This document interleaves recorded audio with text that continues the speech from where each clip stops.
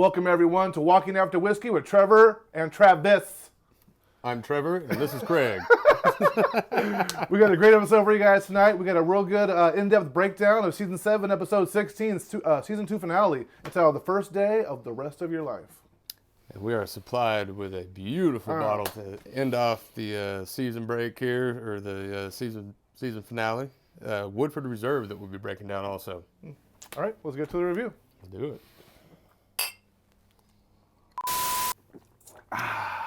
Woo! Shit. All right. First thing I want to get talking about here is we see Sasha. Don't know where she's at first. And either she's rubbing one out. I thought she was rubbing one out. And we find out later she's in a coffin. She's having flashbacks. And he kind of called it. He kind of called it on our little Facebook page there. Said, we're going to see zombie Sasha. Mm-hmm. So she's going through all her flashbacks, this and that. And we see that come up to, she's in the coffin on the back of a truck going to the exchange. And Negan's talking to her before the exchange saying, you're going to make all this right. You're gonna do this, you're gonna do that, and then you can kind of just tell in her mind that she's checked out. She's gonna go out fucking making herself a lethal weapon, and yeah, I think she went out pretty good. Like what we've seen before with The Walking Dead, is characters like Herschel, they have this huge revelation, of life and what things are really about. And usually when the characters have these things, that doesn't spell well for their character going on into further seasons. They'll be on the couch that night. With The Walking Dead. Yeah. So I kind of was watching, you watch it at the end of a season, you watch dynamics, and you kind of wonder, did the season actually tie up and cover all loose ends? And really the Rosita-Sasha story is going to start off like animosity, sister love at the end, but yeah, this is actually a good closing to Sasha. And she takes over the character Holly in the comic books, which we kind of called earlier. It was done a little bit different in the comic books, but same ending. It kind of answered my question about did Sasha and Abraham ever tie the little sexual knot? Did they ever start it? Because was he pouring batter? You guys, I don't know about you, but I've never seen him do anything. And then this was the little flashbacks that they were saving, probably just for this moment, where they were actually, I know this is new, but this and that. And the little things you wonder about. Yeah, I want to know if he's fucking pounding that shit. So then what we see later on in the episode is we see Dwight in Rosita, the last episode, they talked about how Rosita had someone, there was a problem. Rosita brought someone back with her, and it was Dwight. So Dwight was in a prison cell, which was the one that Morgan made, and they all rushed him in, and Rick said, get on your knees. So, you really want to help on, get on your knees. And then Daryl comes through, they finally let him through, he's got his knife this close to his eye. Tara's back there saying, do it, kill him. Do it. And then he says how he could help, and he explains it. Daryl takes the knife down, and everybody's like, we don't trust you, we trust Daryl. Well, that's what Tara says. And the question came to me while I was watching this episode was, man, like, was he serious? Because when all the gunfights started to happen, he only had 2 more guys to kill. Yeah. That's who survived, and he didn't. Mm-hmm. But then we see in the end that something was left, and pretty much it says that he's still with him. And but yeah, we'll get to that later. We cut over to then back to the kingdom. They made the decision now. Rick kind of wants everyone to stay where they are, so he has more cards to play. Obviously, when it comes down to playing a game and you want to have the better hand than somebody else, you have to have some aces up your sleeve, which is what the Hilltop and the Kingdom were. But they have their own minds made up that they're going to come attack when they attack. The comic books, I believe, Rick attacks the Sanctuary first, and they come back and come with full force at Alexandria. They kind of flipped the script on this one. I think it's a big part because of the Garbage Pail Kids, which we'll talk about in a second. But we see Morgan, and Morgan is trying again to be the Lone Ranger here.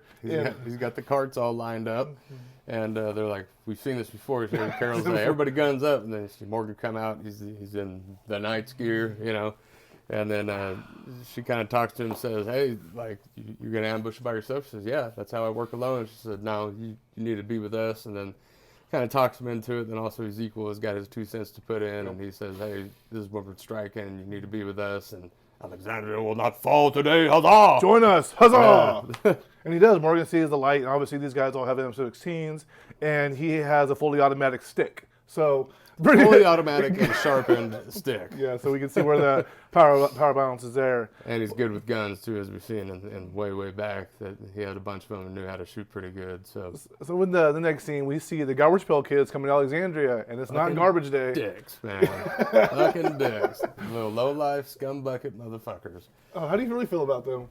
I tell you, I'm gonna write a book about it. About Bad Bangs, the Falcon. Yeah, so the coming together with their deal. Jada said, okay, you have enough guns, we'll come protect you. So Jada rolls into Alexandria as well. They bring garbage trucks and bikes. Ring ring. And I lay with him after we're done. Yeah, I lay with Rick after we're done. One thing I was wondering too about the episode, the apocalypse has been happening since Judith has been alive. It's about 2.5 years. How do you go from talking like normal people to like Scandinavians in two and a half years? They talk with broken English. Well, they've been living in the dump, and every emo has its own little like language and shit. So Okay, I gotcha. So yeah, so they get guns, and one thing that I really noticed right off was AMC earlier for the promo for this week's episode. They showed Sasha Rosita inside Alexandria with a gun to her back of her neck. So I'm like thinking, who would have been putting a gun to her in Alexandria? And when I noticed all of everyone line up in Alexandria for the fight, they all stood behind Rick's people. he noticed that sleeve. Yeah, it was like I was like, oh my god, are you kidding me? They're all right behind all those people. It was a total setup. Yeah. And then literally Even on the sniper tower where Michonne was at, and that white girl beat the shit out of her, Yeah. man. Holy shit. she's a cage fighter for sure. It starts off, you see Sasha, you see Negan pulls up, and as soon as they click for the bomb to explode, and fuck Eugene, by the way. Yeah, Man, I told he you needs to to get a do ban. flips. I told you He flips. flips. He's kind of a coward, but everybody's got thrown away living. But as soon as they push the button and they go, oh fuck, and Eugene already knew about it. He's like, every inch is covered, every contingency plan is ruined. Give up now, this and that, Yep. and so then all the guns are in the back of their head, and then he says, "I want to see Sasha." And then Negan goes up there, and this is perfect, man. She fucking comes out, fucking all over his ass, and Yeah, this whole episode, you see Negan and Sasha, and I like Negan. He's a very charismatic guy. He's been put in a very bad position because of Rick and his crew, right? There's rules to be had, but if we stay in rules, everyone lives fine. look at the Garbage Pail Kids. They're in business with him. That was They the got 10 guns out of it. That was the little birdie. That was Tony. It wasn't Gregory. That was their little birdie. Was the girl from there? Yeah. Which is actually really funny for the foreshadowing when the guys were calling to each other. They were using bird calls, which is funny to see later on in the episode. That's intuitive. Intuitively. So you see this attack happen after Sasha comes out of the coffin, then everybody starts shooting this and that, and then of course they're all on their knees again, and a bunch of people dead. And Negan says, "Oh, we've been in this position before." Yeah. Carl's lined up this time by himself. Man, we got the good. Rick finally has the balls, looking right in his eye, and says, "You can kill him right in front of me." And he's all, "And you can take my hands, but I'm still gonna kill you. Not today, not tomorrow." Tomorrow, Carl. Tomorrow, Carl. But you will die because you're already dead. Told him the same little secret that The CDC guy told him you're already CDC guy dead. told him, and the CDC kind of little got to him. Yeah. And then he starts laughing. He says, "All right." And then the baddest fucking part of the episode happened. He goes to swing that bat. And fucking old Sherry Shelby comes out. And fucking, Yeah. So we all knew Sasha was going to go because she's on a new TV show this season. She's on the Star Trek TV show, so I knew it was happening.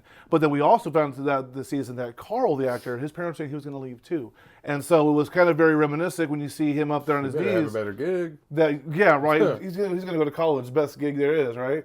And so so pretty much I was like, oh, they take Carl out too, but no, Shiva attacks Shiva. and takes out one of his men, and then it's like, man, she was a bad motherfucker, man. I damn near jumped right out, square out of my bed when that happened. Yeah, Trying not to wake up. one of the best things is after the bad CGI of the deer at the fairgrounds, like, what are they That gonna do was with Shiva?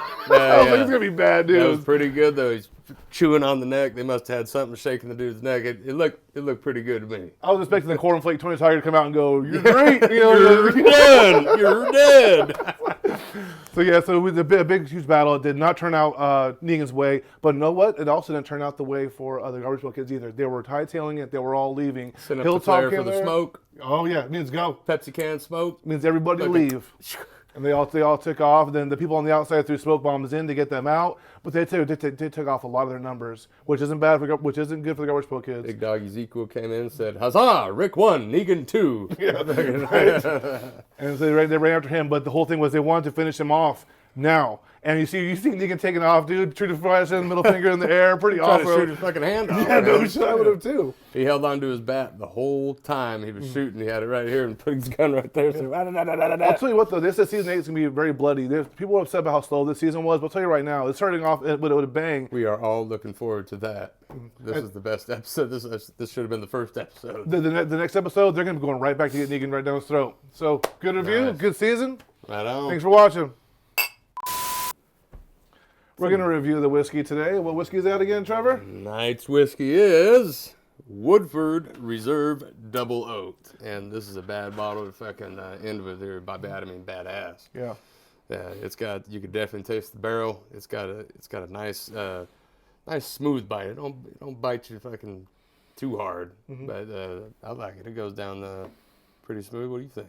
Yeah, I'll tell you, we did some Woodfords before in this season, and they're really good whiskeys. This is one of their high shelf ones, and it's really good. I taste chestnuts, a lot of almonds, a lot of nutty flavors into it. He likes chestnuts. No, you stop. And chin nuts. And deer nuts and beer nuts. Yeah, it tastes delicious. The one thing I noticed about it was it's got a big bite at first, but it's a very smooth finish, which is kind of usually the opposite for bourbons, but it's actually really good. I actually buy whiskey straight, and it's a good straight drinking whiskey. You know who would drink this whiskey on that episode? Who would drink this whiskey on that episode? Negan would drink this whiskey, and Simon would drink this whiskey after jacking it from Gregory. Well, Simon's a tequila guy now. He kind of changed. He's a beast. He's whatever fucking Gregory has Yeah, now, no man. shit. He'll take that shit and be Gregory's like, got- oh, yeah, I'm a gin guy. I'm a tequila guy. Yeah, sure. Keep Yeah, going, give me shit. shit. Fucking like the I love Jetsons, Simon. man, when he tried to give him that one bottle, and he said, yeah, sure, there's the rest of it. Like, bam, took all the shit out of his closet, all his good whiskey. Or his scotch. It was what it was. And it is what it will be. Good review, baby. Dude. Cheers.